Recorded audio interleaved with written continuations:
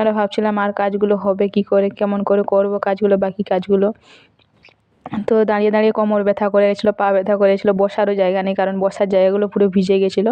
দিয়ে তারপর ফাইনালি আমরা ওখান থেকে নোটস নিয়ে বের করে নিয়ে চলে এসেছি। দিয়ে তারপর এখন সোজা আমরা এখন 2 বোন মিলে করে এখন মার্কেটের দিকে যাচ্ছি কিছু কেনাকাটা করার জন্য। দিয়ে দেখছি প্রচণ্ড বৃষ্টি, দুজনে আর হচ্ছে না, বৃষ্টি ছাড়ছে আসছে আর প্রচুর জোর আসছে, একদম আস্তে আস্তে নর্মাল ওরকমভাবে আসেনি। দিয়ে আমরা এখন এই দেখো মার্কেটের দিকে কেমন অবস্থা হয়েছে, কাপড় দোকানের দিকে পুরো একদম চারিদিকে একদম ভেজে ভেজে গেছে, প্রচণ্ড বৃষ্টি।